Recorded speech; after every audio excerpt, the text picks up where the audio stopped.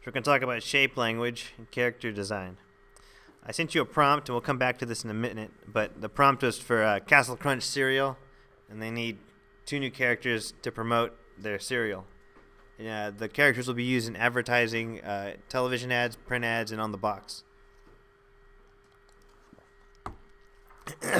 Let's take a step back.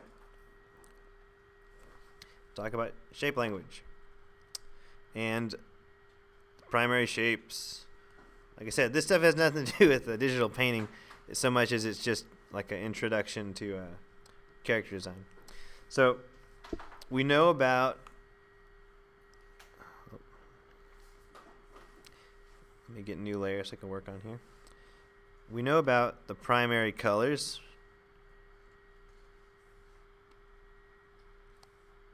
And this is specifically pigment. So I'm not referring to primary colors as not CMYK or I think for light it's CMYK also. For like pigment for paint. So primary colors red, blue, yellow. What was that? What? Oh, the light, yeah, the green RGB, yeah. And black and white are considered values. They're not considered color for the purpose of what I'm talking about. But I mean, all that's aside, I'm just trying to explain to you how with these colors you can make whatever color you want. So with that in mind, we're going to talk about the primary shapes, which are triangle, square, circle.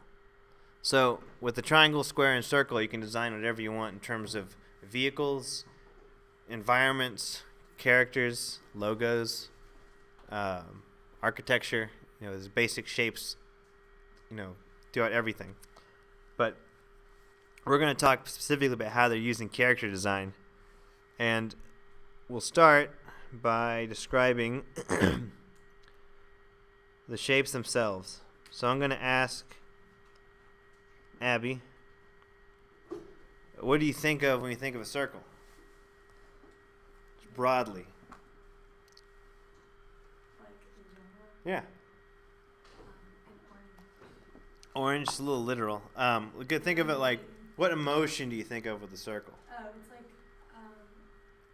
comforting. It's Comforting. Like Nice and... What were you going to say? I don't know what that is. You almost said it. It's nice and what? What is it the circle is? Oh, I don't know. All right, so this always seems to work. Which one of these is nicer? Circle. Why? It's not. It's less sharp. Yeah, okay. Circle has no edges, no lines, no straight lines. So circle by default is always going to be kinder and softer. So keep that in mind with your characters. Any character that's a kind, funny, soft character, or oftentimes feminine, they're going to have circles and curves. And any character that's square shaped is going to be rigid and less kind or soft, right? Oftentimes strong characters are bulky and square-like, right? And then there's a triangle. And the triangle is structured like the square, but it has one big thing that the square doesn't. And the square has corners, but the triangle has it's white. Triangle has a point, a big point, a sharp point. So the triangles are always going to signify danger. Sharp point hurts, spikes hurt, metal hurts, knives hurt. So anytime you see anytime you see a triangle, it's always going to mean danger. I heard a party line conversation point about just asking someone what you identify with Well. those shapes in your order there. If you're related to square, it was solidity and Yeah. stability. Circle was social. Social, yeah. And triangle was intellectual. Yeah. And that's the other. So the other thing you do is once you learn the basic shapes, you can start experimenting with the shapes. So like for instance, the triangle. You can take the triangle and invert it, and each triangle has a different personality. We have one that's stable and one that's unstable. Visually, right? Visually, the one on the point could teeter side to side, but the one on the right is never going to just suddenly fall over like a pyramid. So with character design, remember, we're going to start really talking about this, and I'm going to speed along, but each shape can be utilized in many different ways. The same way you can mix certain primary colors with white or black, and you can get various degrees of saturation. And likewise, the square.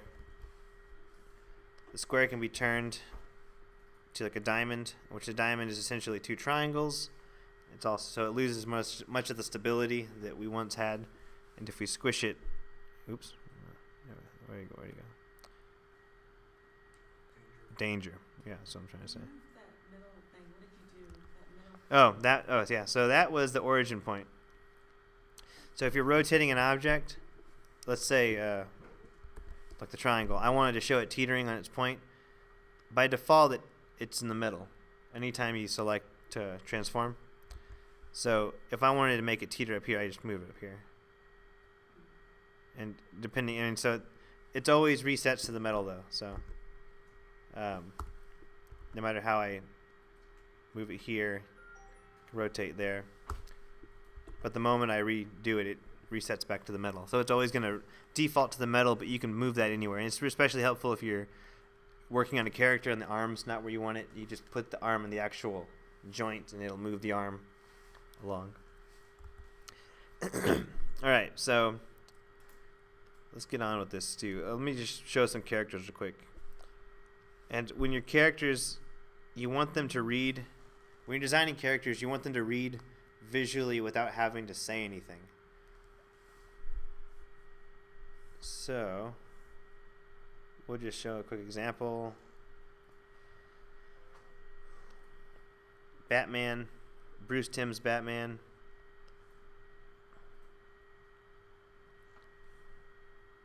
Let's highlight what's going on here. I'm just going to use the second one.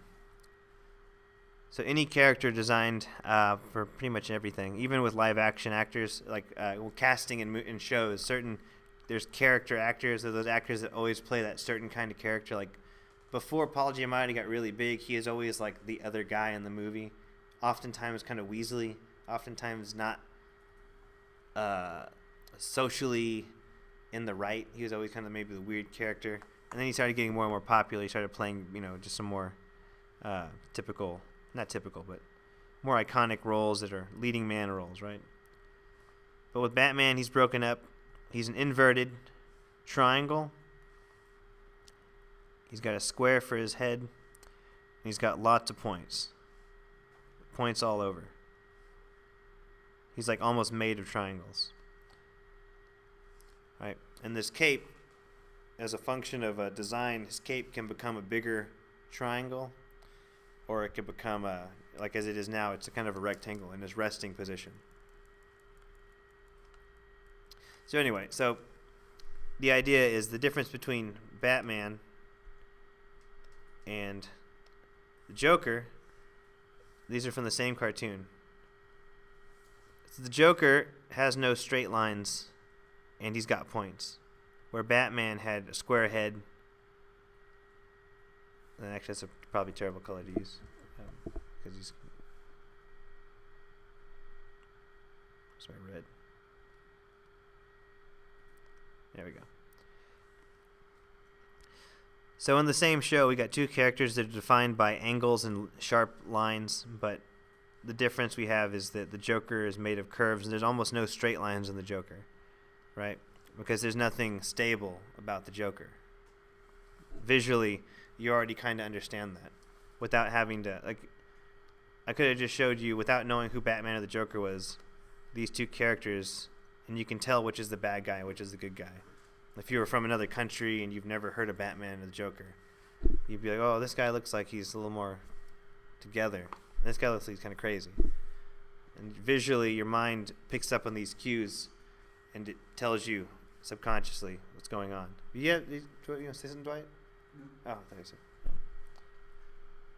Because Dwight, you better speak up if you want to say something. No. I know Dwight outside of this class. My other example is up And there's a talk I sent you. I don't know if you'll watch the TED Talk, but the TED Talk's the character designer from Up. And he talks about how each character has a shape that fits the personality. Excuse my terrible square. But everything about the characters is designed and planned.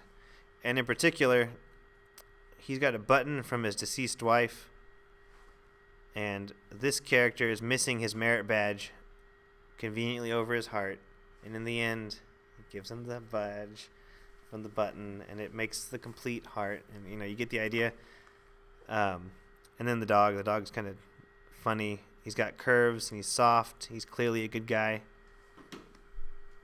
Clearly a good guy, and if I show you the other dogs, if you've seen the movie, you've probably seen the other dogs. Clearly they don't look like good guys. But out of these 3 dogs, we got this guy who is clearly the leader and possibly the most dangerous, because all these guys are round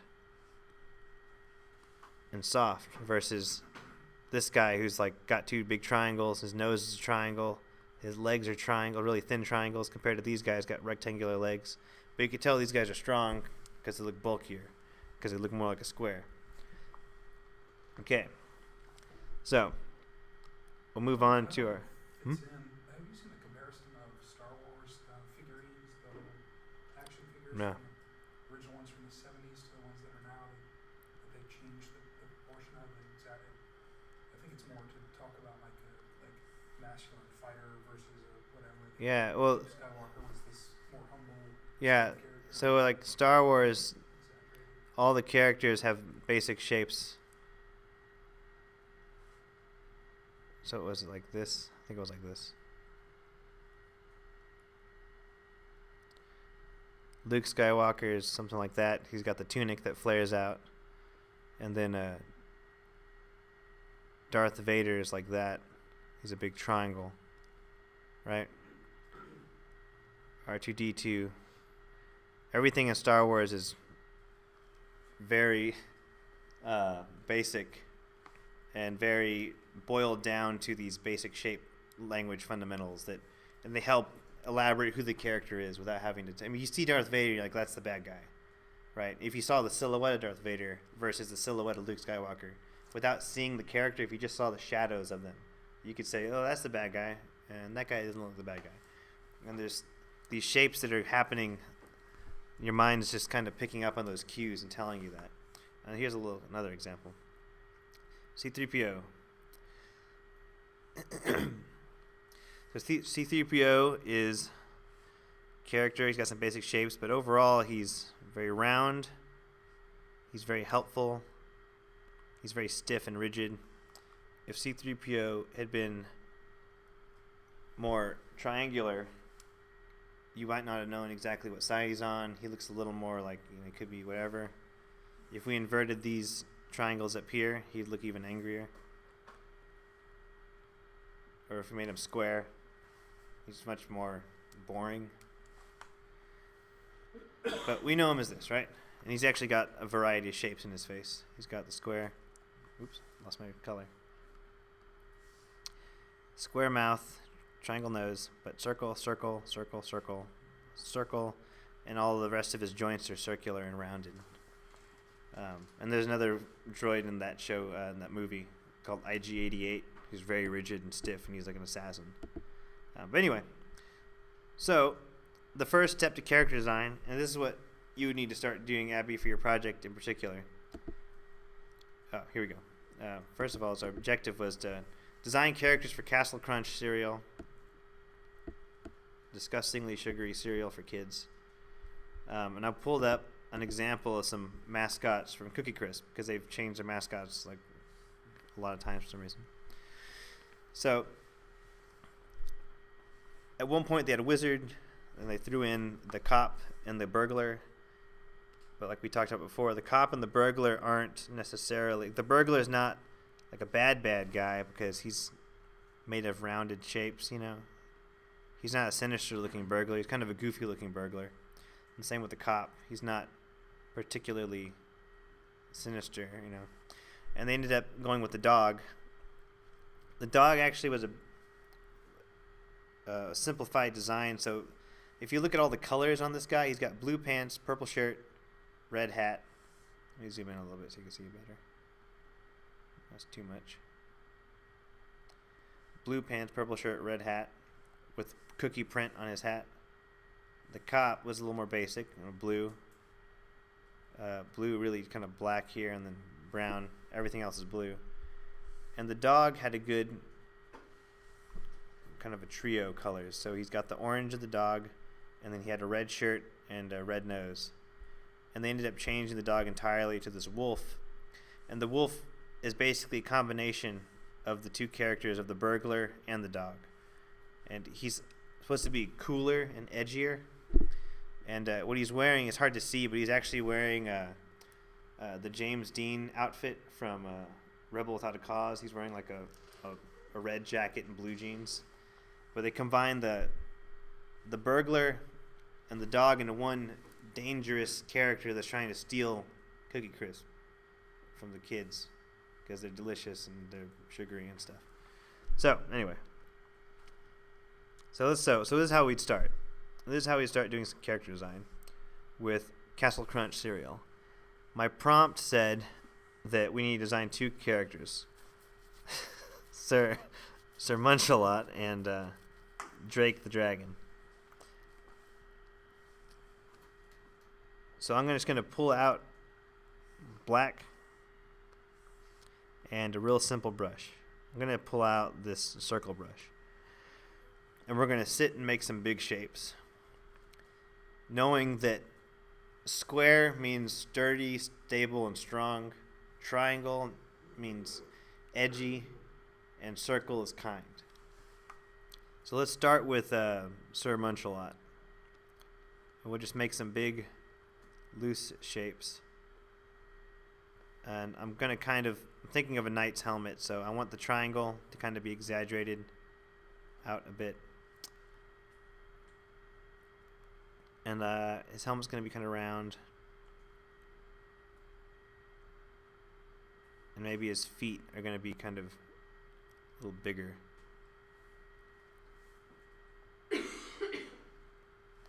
And he might have a big plume.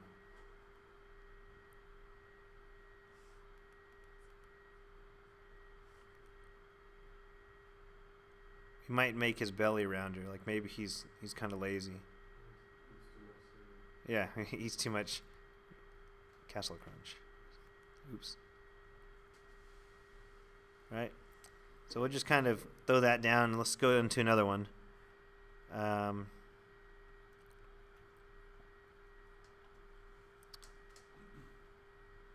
quick on the go doing that, does anybody know why we're able to all successfully, without even being told, recognize all of these silhouettes as emotions or how we should react to them at all?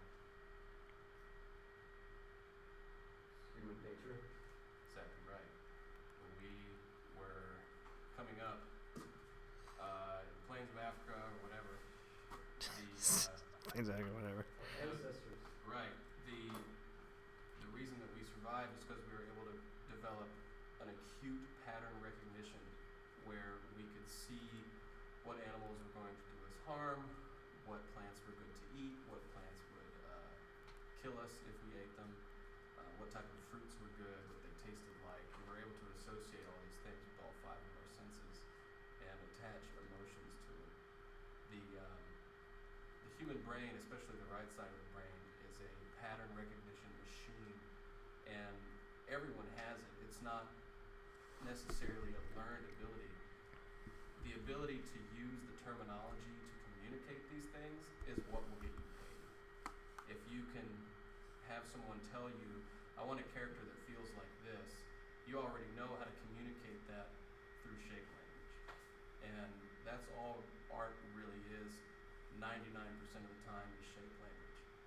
And you're showing other people how to feel. You're manipulating their emotions through shape language. And when you can start putting the terminology and the pattern recognition together, you're doing something outside of what. Oh, my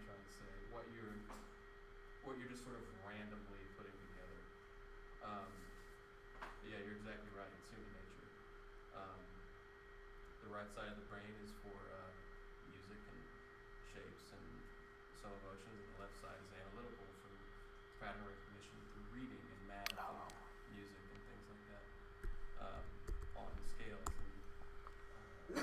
and labeling both of these will give you a distinct advantage, at least in the entertainment or art industry, depending on whatever you want to do. And it applies to all of your compositions as a whole. We know stay away from deer antlers because they're very sharp and pointy. But we also know that its coat is soft and fuzzy, and good to eat because it's round. So there's all sorts of things that you derive from shape language. A triangle, you know what a triangle is offensive to people? From what I know, it's originally the male. The oldest symbol, it's like a male fertility. That's all I. No, but you're talking about human nature. Right. Go beyond that. Well, why is it a sinister shape? Just because of it being pointy. What is it for? Venomous snakehead is pointed. Oh yeah, the triangle of the It's a snake. triangle, and people react very strongly to triangles and snakes. You look at a rattlesnake head, it's triangular, and the more triangular it is, the more evil it looks. Mm-hmm. And a benign snake has a straight head. Even from like art history, when like you study the cave paintings, you know, they're real basic, but how they just drew them, like either really fast or they took their time. They were just, you know, basic shapes of how they drew like the humans and then the animals. It was basically like just blob of paint and then they would see it like that. So, Abby, this is what you would do with your teeth. You would not spend more than a minute, and you would sit and just block out shapes for the teeth. But you do like a sheet of these. Like, your project is the full campaign, or is it just the characters, or is it the full campaign? So, like in the real full campaign, like if you wanted tooth characters, you would do like the thing where, like right now, the popular thing is just like do a Pinterest board that has like all the stuff that you're influenced by. Like you'd put on the tomato characters you saw and like some Pixar stuff, and you'd send that off to the artists and say like, I need something like this but with teeth, and it's for a kids flossing campaign, and they'll say okay. And then this is what they would start. You might not ever see this process as art director. This is something I would do for myself to get ideas on paper and to get myself to start thinking of I got to stop thinking of the obvious. So the only way to do that is to throw out everything in your head that is obvious. So right now, like the plume, the pointed knight helmet, those are the shapes I've been thinking about. And now that I've already done that, I got to think of something different.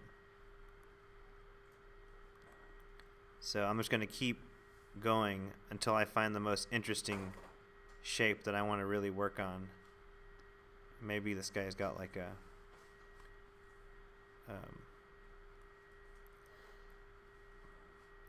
maybe he's got like a big lance, like a jousting lance. And that would be funny because if he's in the cartoon, maybe each commercial he's charging, and at some point he misses the target and his little thing gets crooked or breaks or something. That could be like one of the gags of the commercials, right? And you could also switch up. So another brush I use is this. It's on the brush that I gave you with some dots here. It's just really messy. And it kind of creates some little interesting shapes that could create happy accidents for you. Unintentional shapes that you didn't realize, that you didn't think about right off the bat.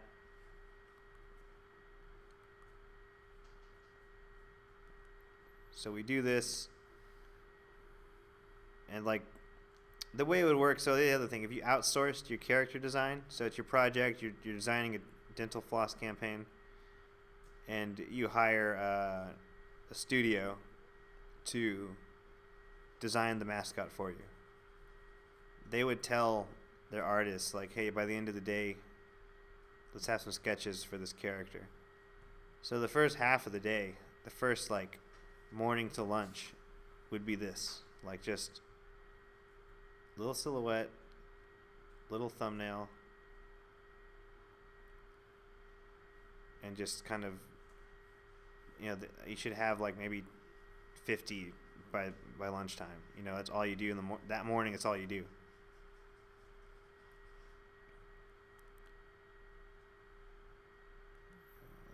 I want him to hold. Director will always pick the worst. Yeah, that's the big.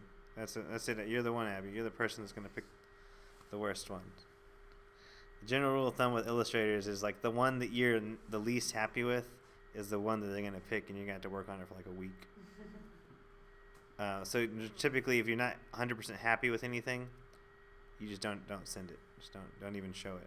That's why I said like this. So like, let's pretend I did 50 of these in a morning.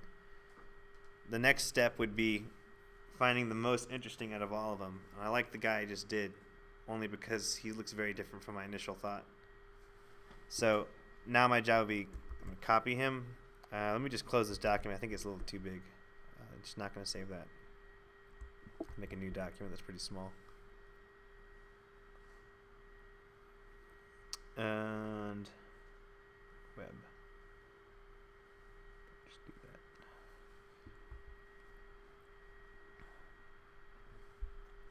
Zoom in a bit.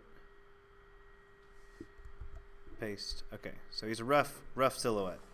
So my first thing, I got to come in here and clean this up a bit.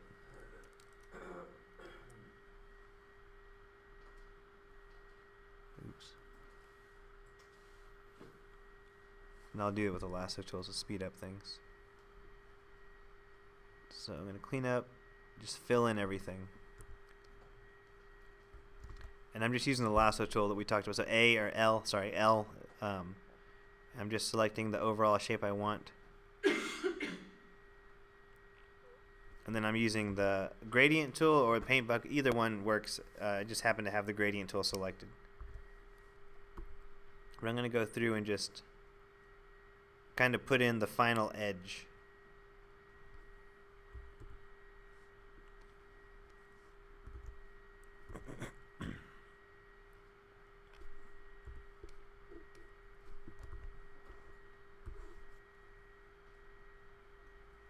Arm, just go through. Maybe he's got big gloves on, so I'm still because no, I haven't shown anyone this yet, so this is my chance to really refine some more and put in some more ideas. Oops, I didn't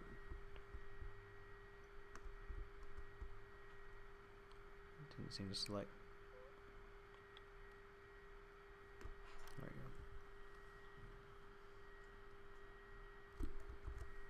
we go.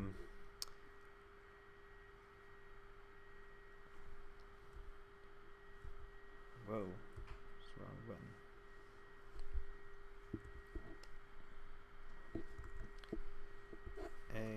Just okay. And this is how character design works with like Disney and Pixar and DreamWorks. They start this way and then they work their way back. Clean up some of that. I'm cleaning up the silhouette completely because I'm going to paint into the silhouette using the clipping layers we talked about. And I'll go through how to do that again. Make the feet match. And I posted this challenge on the Crimson Daggers forum, open to the public, to design some mascot characters, and everyone has 2 weeks on that forum. So maybe by the time we come back from Thanksgiving, there'll be a bunch of artwork these artists that are out there did for fun. They could show the class and just you can kind of see what other people come up with. They send them the same. I just copy and pasted the same thing I wrote in the email about it's a knight cereal, and it's supposed to be a dragon too. The big thing I gave them was that they can't just post up the concept, they had to post up the final artwork, assuming it's going to be on a cereal box. So like, you can't just have a dirty design image, you got to have the final image you would have for the production. And I'll go through and render this guy. We might not get to the dragon, but I'll go through and render this guy to show you how I would clean him up completely.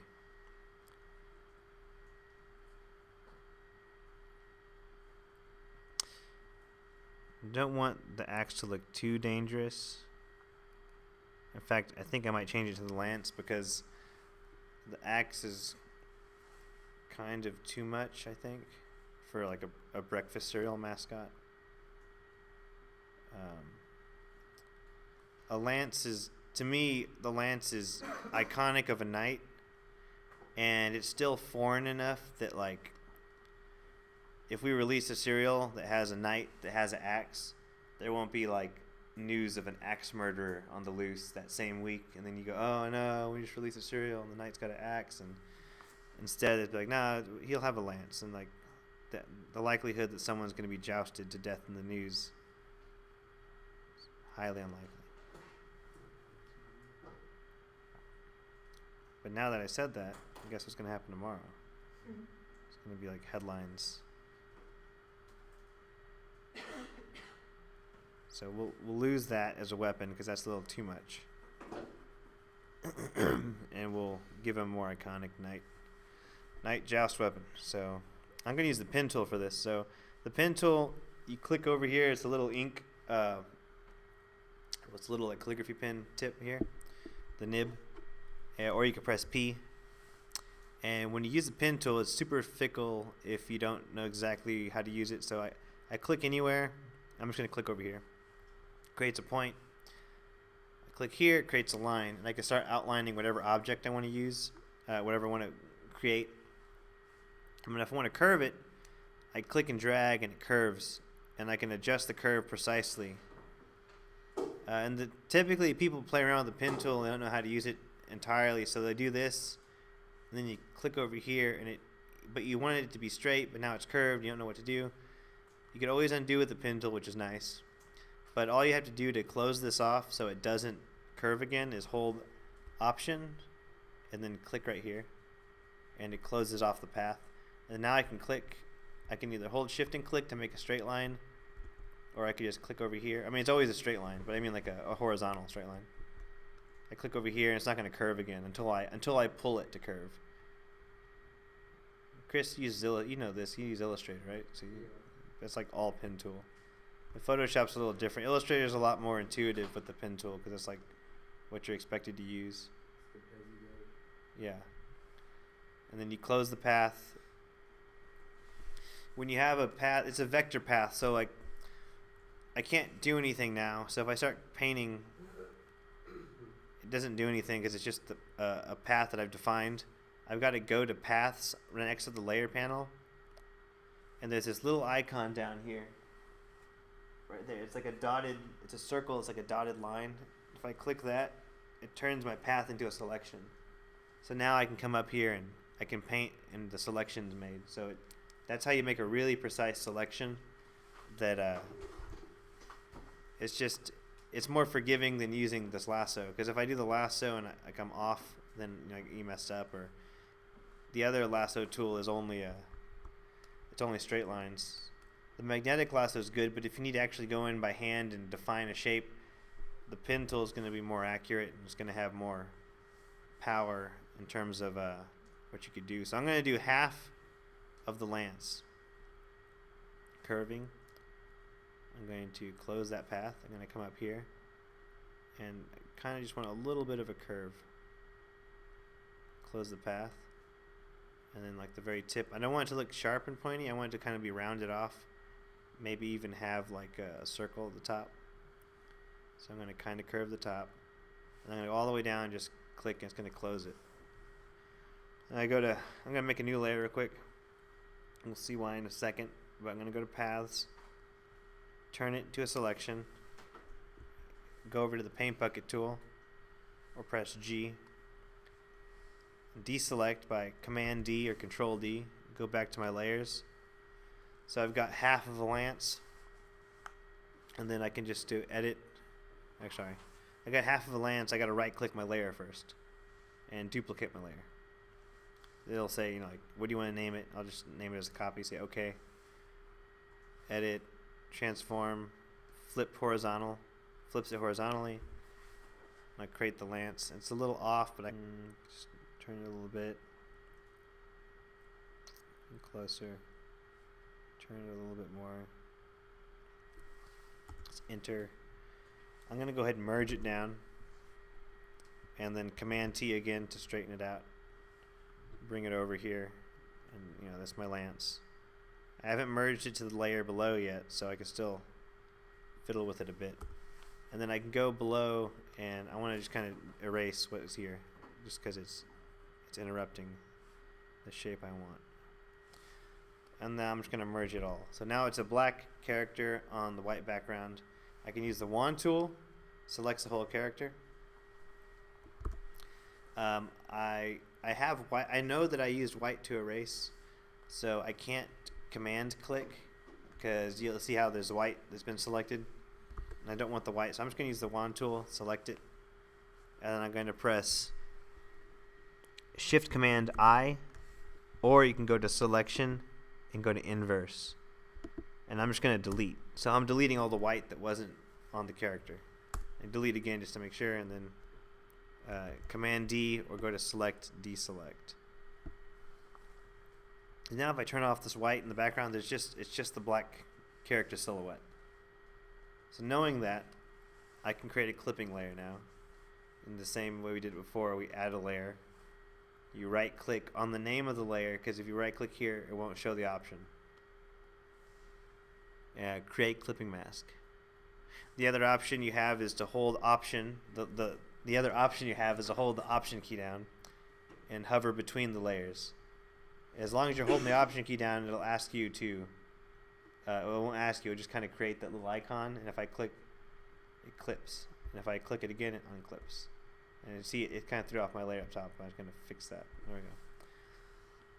So now, with the silhouette selected, I'm going to take pure white. I'm just going to come in here and just draw out what he actually looks like. Because right now, it's only been shadow and silhouette. So very quickly, I'm just going to come in here and say that his helmet's going to be here. And the visor is going to be like that. It's lagging a bit because it's recording. The other part of the helmet's going to be like that. He's going to have a little circle here. That's like the hinge. And I like the idea that you never get to see his face. You'll never see this guy's actual face. You'll only ever see him wearing a helmet. I'm going to fix this too because it looks a little off. Go back up to here. Click. I want to make his costume look simple. I want no more than 3 things going on with this character. So he's got a helmet, he's going to have a lance, and he's going to have a tunic.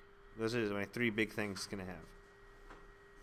The tunic will be coming down like, let's see. And if you undo, so what I'm doing is I'm going in history. I'm taking a step back, and every time I take a step back, for some reason it throws you back to the layer you used to be on, which is kind of frustrating, but if you're wondering why I keep going over here to click that. I think his tunic should look like this, and it should tie off right here, and then wrap around behind him, and then come down to the front, and it would be here. And the prompt I sent you, the email said that it had to have the colors of the cereal brand. So this would be a good chance to have those colors right here. There we go. You could have the colors here. Maybe like the C for crunch. So we'd have a C right here. And then like, I just know that Knight's shoes are segmented. So he's going to have little segmented shoes and his boots are gonna. I want his feet to be short like this left one right here. Or, I guess you can't see that, but I'm gonna go ahead and just go back down and shorten his feet a bit, because I like the way it looks with the stubby feet, like he's got no legs. V. I'm just gonna just move. You notice the white lines aren't moving because it was clipped. That's the layer above, so I can go fix that in a bit. I'm gonna shorten his feet to that, and then deselect.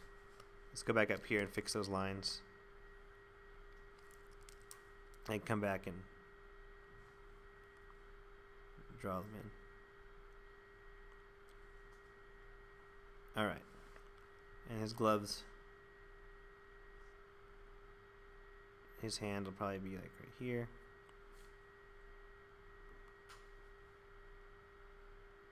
Something simple. Not too complicated.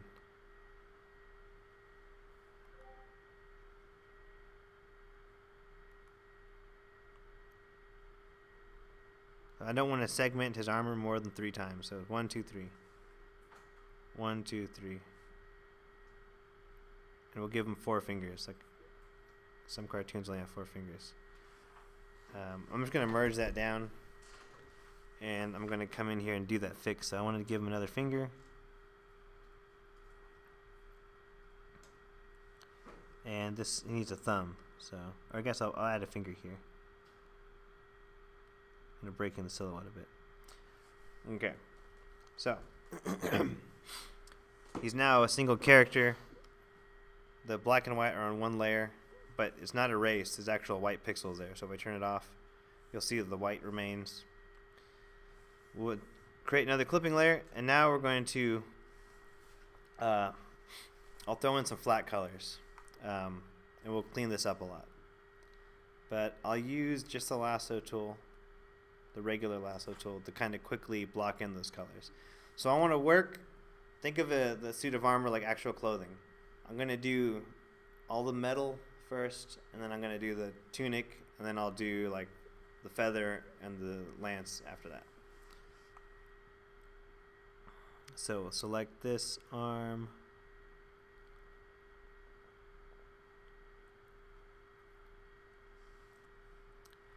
And select that arm. This is the part in, like, if it was a cooking show, I would skip to the end and be like, and now you would finish with this. But I don't have that fast forward feature. I don't have a second oven with the turkey ready. You gotta watch me cook the turkey. Sorry. Let's see here. Here we go. Select the feet. Okay. So like I said, all this is going to be gray. So I'm just going to take a gray color. G for the paint bucket. Paint it in. Deselect. So now I can click on the character layer and just add a new layer, and it automatically clips it for me. So I'm going to add the blue of the brand, which we'll say it's this blue. How'd you select that one after you did the last one? You press G for the paint bucket tool. Wait, hold on, it says the target layer is hidden. And you have a layer hidden. So click the eyeball to show the layer. Is it working now?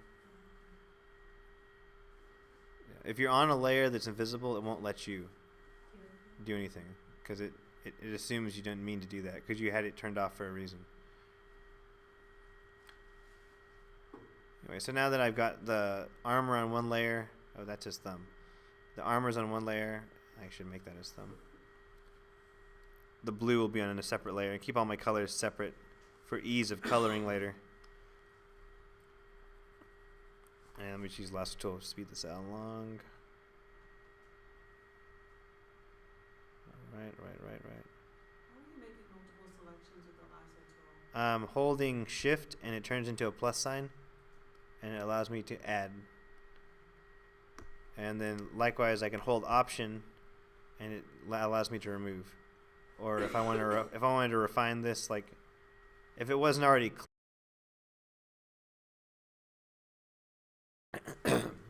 let's see.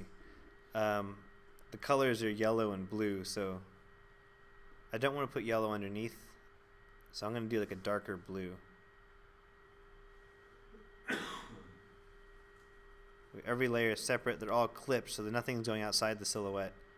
And we'll worry. Oh, the plume will need to be. We'll do the plume yellow. So let's go yellow. Make it more of a golden yellow, and then add for the plume yellow plume. Okay, so we've got the basic colors laid in. What I can do now is I can select layer 1. I can hold command and click, and it's going to select everything in the layer. I'm just going to press command C or copy, and I'm copying the dude, and I'm just going to paste him up here to the side. You'll see what I mean. I'm pasting him, and I'm just going to move him over here so I can see the details I wanted to put into him. I'm just going to shrink him down. This is just so I can understand that. Like, I could come in here and start turning things on and off and going, okay, his helmet's here. But for the ease of this demo, we're just going to continue like this. And the last thing I'm going to do, I'm going to just turn the background, not pure white, because it's kind of bright. And I just want to turn that down. Okay? I have a question. Yeah. When you're filling the color in of all the pieces, do you just have to be really accurate with the lasso, or like if you're a little bit off, like how do you adjust that? You can hold shift to add to the lasso selection. Hold shift, and it's gonna. When you have the lasso tool, you can either, if you let's say I try to just select this plume, and I got off, right? So I meant to get that other bit, right? So I got to finish here, and actually did get off right here. So I can hold shift, and I can either add, and I can hold shift, and I can come in here and add. If you really, really need to be precise, you could zoom in to like 400%, and you can see that I missed a few. So I can come in here and add. Over here, I missed some. What about subtracting? Hold Option, and you subtract. Shift is add. Shift is add, Option subtract, and that's true with any of the selection tools. It's the same with the magic wand. If I switch to W or click the magic wand, if I click the gray, it selects all the gray. But if I hold Shift, I can add to the gray, or I can add yellow. It's in a separate layer. That's why it's not selecting. Here's the Magic wand's up top. You see it in the toolbar. It looks like a wand. Where you press W. I'm on the quick selection. So, and it's the same though. If you want to add to that, if you want to add more colors, as you're selecting colors with the magic wand tool, you just hold Shift. And if you accidentally selected red and you meant to select green, you can hold Option and unselect, or deselect. All right. Here's how some of the rendering is going to work. I'm going to add a new layer. I'm going to switch that layer to overlay. And then I'm going to clip it the same way we did before. But I'm going to title this layer lighting. And I'm going to press D, or I'm going to reset my palette to black and white. And I'm going to find my airbrush, any soft brush. In this case, number 2 if you're using my brush set, or anything that looks similar to that on your own brush set. And switch to white. You could press X, or you could just go over here and make it white. And the white is going to lighten, and the black is going to darken. So that's how I'm going to do my light and shadow. Let me zoom out a bit. I'm going to do broad lighting. And when I mean broad, I mean I'm not going to make it really neat right now because we're going to go back in and clean it up. So the light's going to come from top down. So the top's going to have light. And this arm's going to have light. And that arm's going to have light. And there'll be a little light in his belly because it kind of sticks out, right? And there might be a little light hitting this part of the helmet. And maybe a little light right here. Because I'm assuming this part of the helmet's going to flare out. So it's going to come out from underneath the main part. It's too intense. If you paint it in, it's like way too intense. You can either go back and erase it, or you could come over here and just turn down your layer a bit. If I thought it was a little too much, there we go. I turn it down a bit. And I can either come in here, switch to black, and add in the shadows.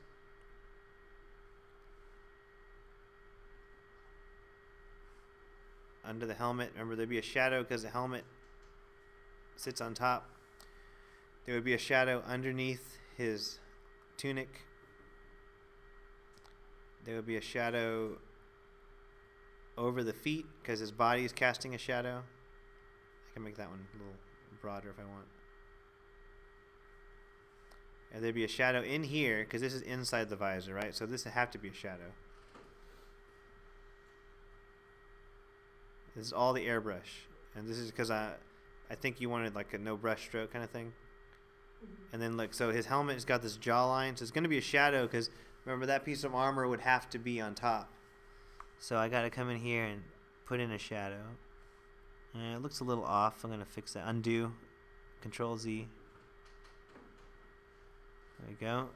Some shadow. And then this top part of his helmet's also attached separately. So I'm just going to define that. And I want to add a little bit of a shadow right here.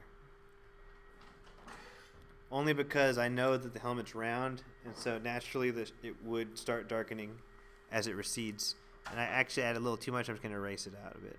Did you switch to gray, or did you change the passage? Underneath this arm, and right here, and right here. And we'll do another bit of a shadow here. I kind of was off just now, so I'm going to erase a little bit. But I accidentally erased some white. It's okay. Come back in with the white and just fix it. Switch to black. I'm pressing X to switch to black and white. Okay. We got the loose lighting placed in. Oh, and the plume. Didn't do the plume. Let's do some white. A little bit of black.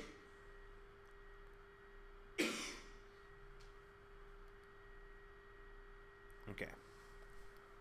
Now, with that loose lighting in, we can start zooming in here and we can isolate some things. So let's say I sent this over and I probably spend more time tightening it up a bit, but you get it approved and they say, great, go with the same pose and just finish it. So you would need to start, what I'm going to do is I'm just going to take all these layers. You don't have to do this, but I'm going to do it. I'm just going to flatten it down. So now everything is on one layer. How do you do that? Sorry, yeah. So let me undo. You click your top layer you want to select. Scroll down to the bottom layer you want to also select. Hold Shift and click. It's going to select everything between. It's like you're working in Excel. You click a cell up top, hold Shift and click a cell on the bottom. It highlights the whole column. And then I'm pressing Command E, or I can go up to Layer and Merge Down, which is, if you see, it says Command E, or Control E if you're on PC. And I've merged it into one character. At the point where you need to do finished artwork, the silhouette is no longer, like having the silhouette preserved is no longer relevant because you just got to finish the character now. So I told you how to use the pen tool, so we're going to use the pen tool the rest of this demo. I'm not going to clip the layer because I'm going to use the pen tool to refine the silhouette even more. So I'm just going to add a new layer and we're not going to worry about clipping. Alright, we'll start with the helmet. Now we're going to go back into basic painting and basic drawing 101. Helmet's mostly circular, mostly spherical. So you got to remember when we're making this, it's going to be like a sphere. Click P for the pen tool, or just select over here with the nib. I'm going to start with the main part of the helmet, not the visor, and I'm just going to define it with this pen tool. And if I fix I'm fixing the silhouette as I go. How do you get the path again? You're holding Option and you're clicking back on the original point. And this is going to help you when you're doing any kind of your surreal stuff. You're selecting out a flower you took or something, or an egg. I don't know if you want to use egg. But this is going to be what you use to precisely select whatever elements you're going to cut and paste. And How do you know where to click? how do I know where to click? So I experience. So I know generally if I were to let me close this path. So if I were to come all the way here, I know that there's only, let's see how the range works. It only bends so much. And just from experience of doing this all the time, I know that I can't click all the way here and get the curve I want. I got to click here and curve. Generally, it takes 4 anchor points to make a circle. Yeah. You have to think like that. You can only curve it, what's the fourth? 45 degrees? No. What? 30 degrees. Yeah, something like that. 30, 30, 30? No. I can't do math. I'm an artist. 90 divided by, no, 180. 180 divided by 4. It'd be 45. Yeah, 45. It only does 45 degrees. So you have like 45 degrees maximum range. Because I have like a circular kind of shape, and I just like always click either too much or not enough, and then I don't know. Oh, okay. So let me do this. Let's say I you're. never click in the middle. I know. Watch this. Watch. So let's say I didn't get the shape I wanted. I'm just gonna I'm gonna close it. Right. You didn't quite get the shape you wanted. You didn't mean to do this. Go to the pen tool. Hold down the menu, and there's a option that says Convert Point Tool. Now I can come over here and fix anything that I messed up with this tool. The other option is if you notice that like one thing, like I can even move it. It automatically turns into a little white triangle. Yeah, maybe just okay, not anymore. And there's a couple of shortcuts that make it a little bit easier, because what you end up doing when you are pulling out. Yeah. Go ahead and go back 1 anchor point. I did a lot just now. Oh, that's cool. Okay. All right, so this, make another one and then hold it down for me and I'll show it. Now pull it out. So when he pulls it out by just clicking, it's gonna pull these anchors both ways, and it's gonna pull this line out that way. And now, since we don't see this next line yet, where his mouse is actually clicked, we actually have already told it, we want you to pull way out here. And now it already fixes like that. So you can almost think ahead like that if you want to just pull that side. And I don't remember if it's option or command when you're clicking. When you make a new anchor point, you can hold option or click, and it will only change the side towards the new anchor point that you want to make. If you right click or control click on your anchor point, it pulls up this whole little menu, and it says delete, create vector math, delete path, define custom shape. It gives you this little custom menu that, like I said, each tool has its own custom menu. So the other thing is, if your points are not lined up exactly where they need to be, the white arrow on the bottom of the tool menu, you can press A on your keyboard. The white arrow will allow you to adjust anchor points by moving them wherever you need them. And then you can still adjust with the white arrow. The nice thing about the white arrow is it's not gonna, like if I go to convert anchor point tool, this one here, it's gonna adjust both sides. And if I don't want it to adjust both sides, the white arrow is the tool I want to use, because it's only gonna adjust based on that one side that's available. All right. Could you then look in the middle there at the top of the whatever helmet thing? Yeah. And let's say you wanted an anchor point there to pull it out. Could you add one there? Like right here. No, down or to the left. Right here. Yeah.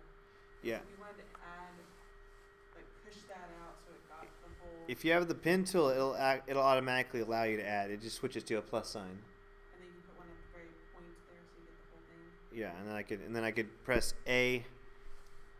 You can press A. I've switched A to my lasso tool because I don't use the arrow that much. But you press A, and then you could click and pull it out to here, and then like fix it as you need it. All right. So once you have your area selected, so this is how you want to learn how to do your characters, make them look 3D.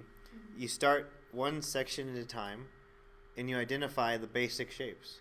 So like I said before, the tooth is like a cube, but it's kind of like a rounded cube, right?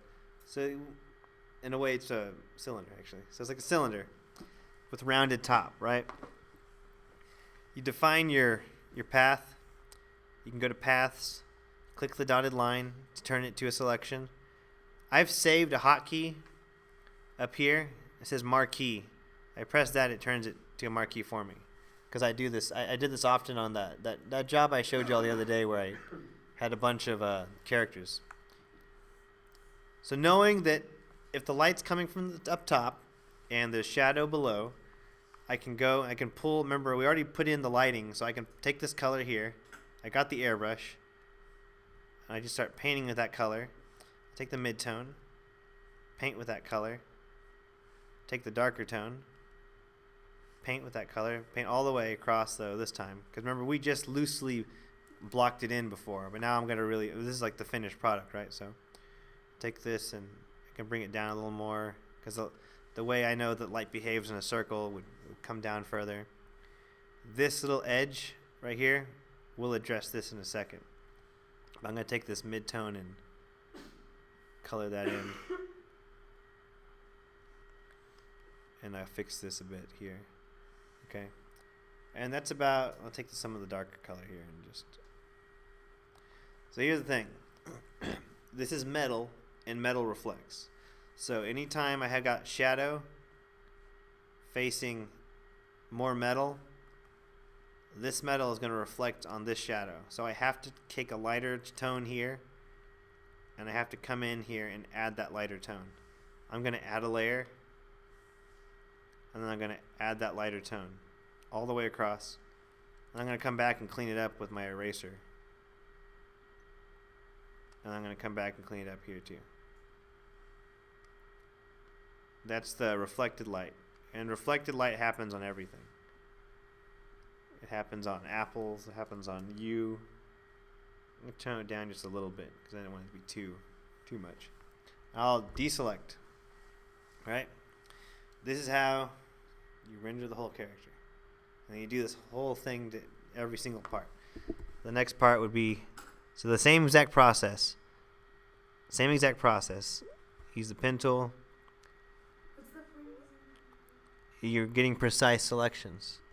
So you only can work inside that area? Yeah, so I'm not going to mess up, and I could not use the pen tool, and then let me delete that path real quick.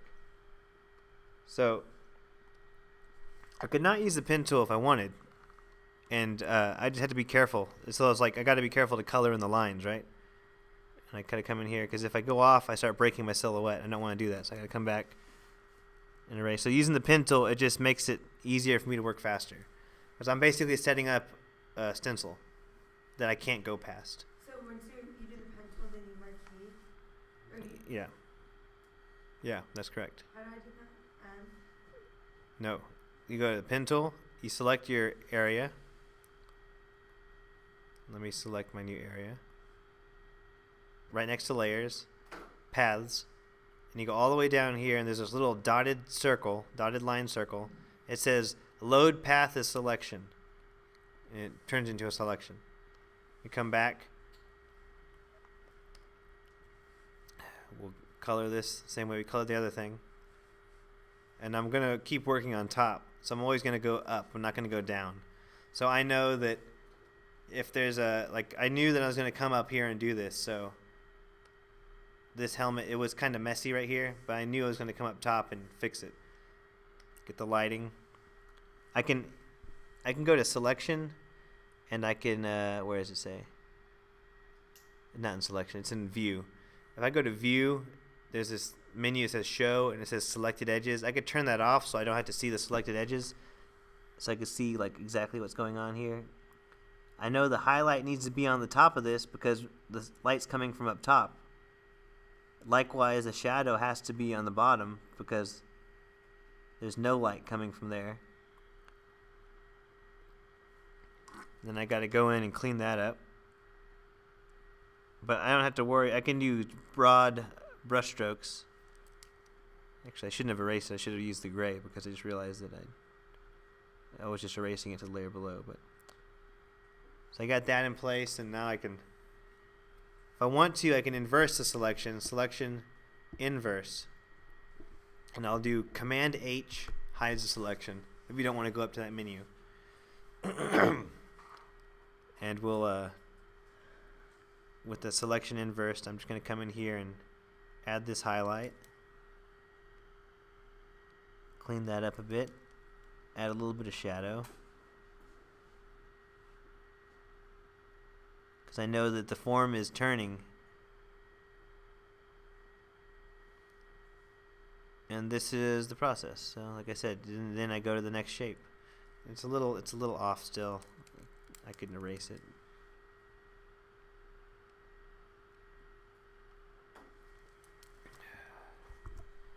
And now okay, so I pressed deselect. You didn't see it because I used the hotkey Command D. And I'm gonna add in the layer, pen tool. You can name it. I could say this is top visor, and then this is helmet, and this would be bottom visor, right? So like I would, if my client said, I want you to save all the layers in work file, I'd do this properly and save it out properly. But the organization, in the end, it's up to you. Because I know there's a motion graphics guy who designs like holograms and computer interfaces, and the files he sends to people are just as cluttered as, like, he just has no sense. Midtone, the highlight. I'm gonna Command H, Control H to hide that selection. Come in here, add that highlight. Darker gray. That shadow. I think everyone's got the cough. I've got the cough. I'm having a hard time speaking today. And I slept. My neck was almost at 90 degrees last night when I slept, so it hurts to straighten my head out because I think I slept like this on accident. I got terrible like neck pain all day.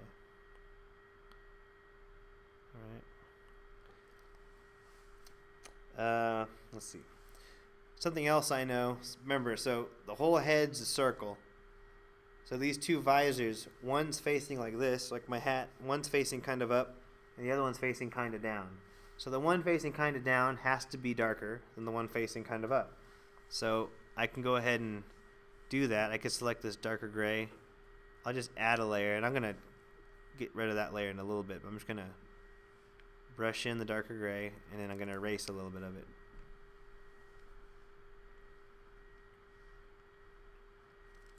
What is the tricky end of paint pulling on where you painted before? The clipping layer. You can. Are you talking about the clipping layer, or are you talking about like? You just did a stroke there and it only painted over one of the I pieces.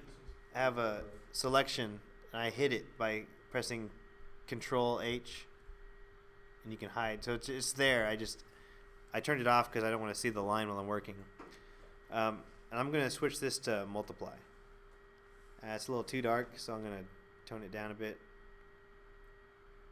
What does multiply do? It darkens. So it only darkens that one part that you selected? Yeah. I mean, only because the only pixels are there. Anything below that? Yeah, anything below a multiply is darkened with multiply. Or only that When you layer? paint it darkens, what do you paint? Oh, when you... Multiply, as long as you have any color that's not white, it'll use the color you have selected and darken the layer below. So I can multiply with yellow, and it's a darker yellow, or blue, it's a darker blue.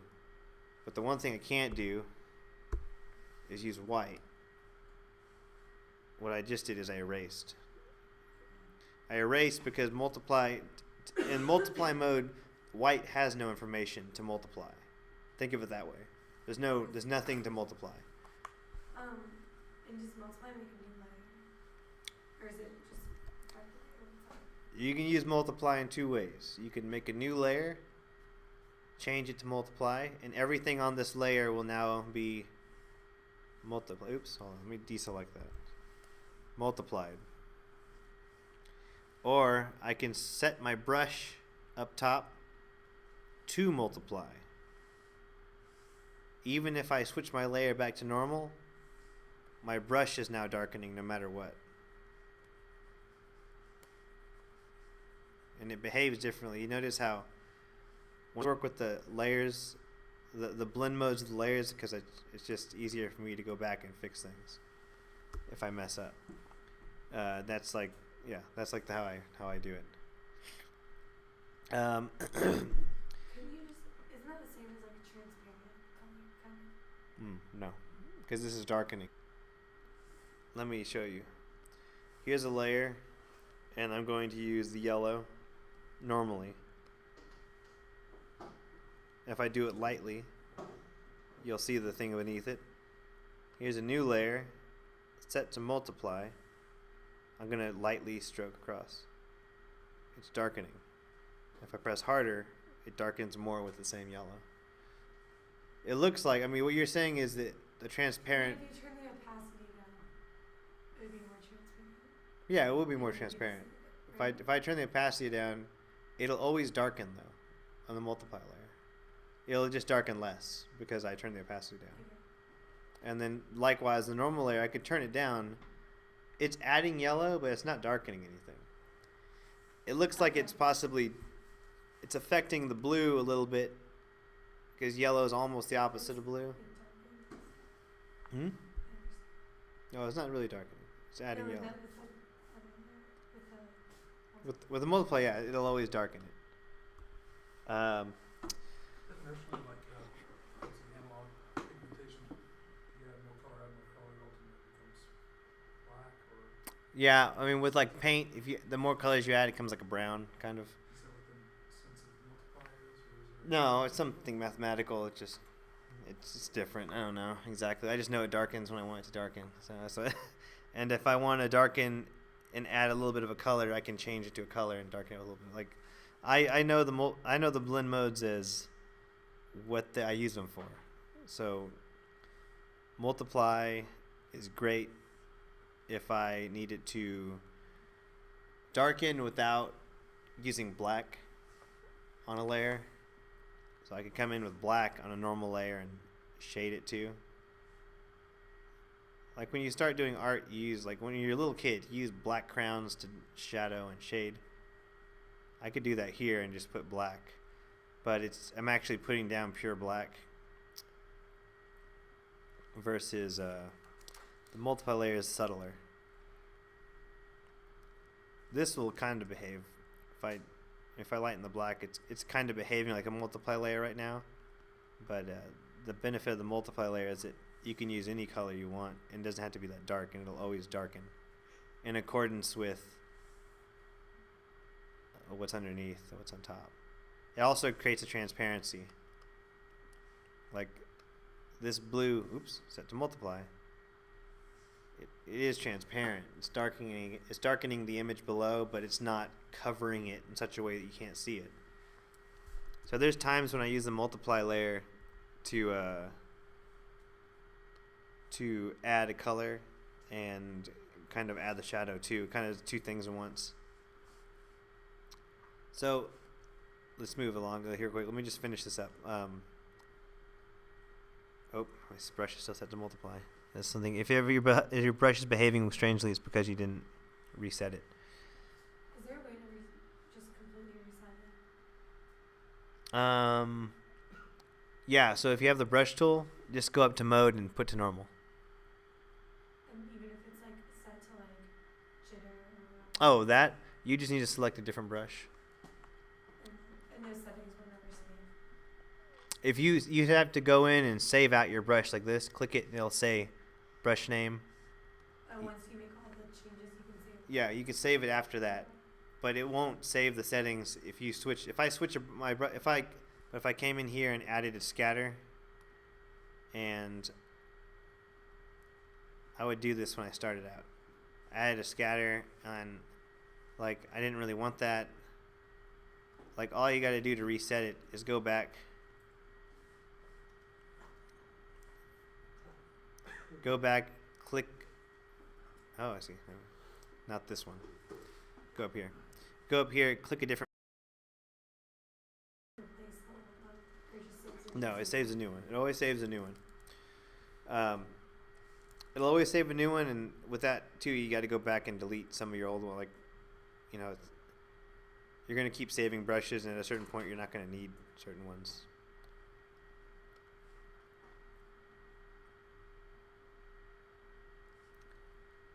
This is the rendering is a tedious process. You just sit there and you do it.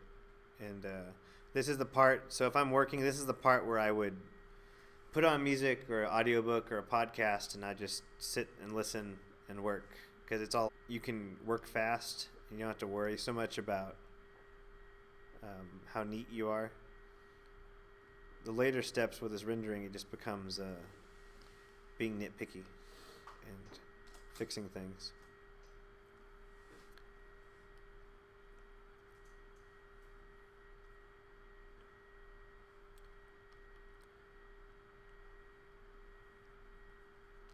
All right, I'm not going to make y'all watch me do this whole night.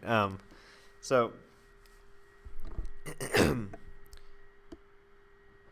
let me stop the screen recording real quick.